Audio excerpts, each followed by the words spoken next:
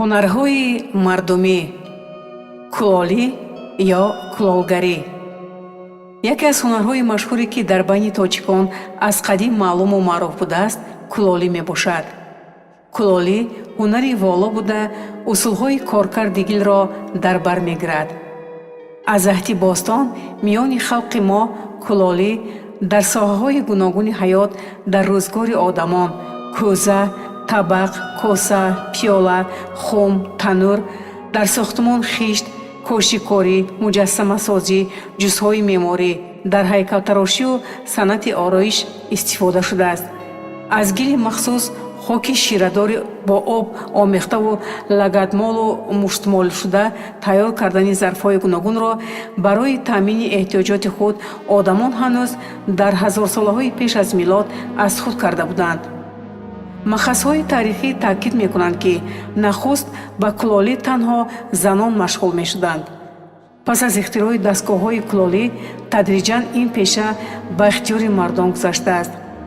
дар ҳафтароти бостоншиносии ҳудуди тоҷикистон намунаҳои зиёди осори кулолӣ, зарфҳои сафолӣ, махсусан хумҳои хурду калон дарёфт шуданд, ки аз рушди ин ҳунар дар байни ниёгони мо гувоҳӣ медиҳанд. ҷомҳои маҳсули дасти кулолон, кӯзаҳои гарданборику дудаста, пиёлаҳои нафис, санъати баланду таҷрибаи зиёди кулолонро собит менамояд. тадриҷан дар олоти сохтаи кулолон нақшу нигорҳо, сурати ҷонварону паррандаҳо ва ниҳоят катибаҳо пайдо мешаванд.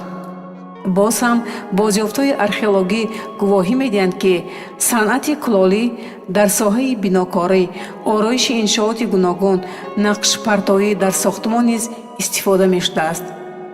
дар асрҳои миёна кулолӣ дар Мовароунаҳр рушд меёбад.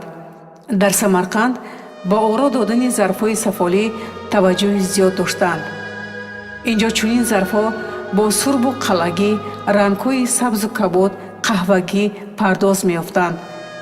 дар асри 19 истеҳсоли зарфҳои сирдор дар санъати кулолӣ расм мешавад. катибаҳо бештар дар зарфҳои сафолӣ амсоли коса, пиёла, хум, кӯза ҳаккокӣ мешуданд. кулолҳо барои нақшпартоӣ низ асбобҳои махсус сохта буданд. кулолҳо дар миёни мардум чун ҳунармандони чирадаст эҳтирому эътибори зиёд доштанд. азбаски онҳо барои кӯдакон низ олоти гуногун, бозичаҳо монанди хуштак, лухтак, аспак, ҳайвончаҳои афсонавӣ месохтанд, обрӯи нуфузашон дучанд афзуда буд. дар даврони мо низ ҳунари кулолгарӣ густариши васеъ дорад. ҳоло барои кулолҳо дастгоҳҳои хеле тавонову дақиқкор офарида шуданд, ки заҳмати онҳоро сабуктар мекунанд. кулолҳои замони мо кӯшиш бар он доранд, ки усулҳои дерину анъанавии кулолиро ба эҷодкорию тозанигоҳӣ ғанитар бисозанд.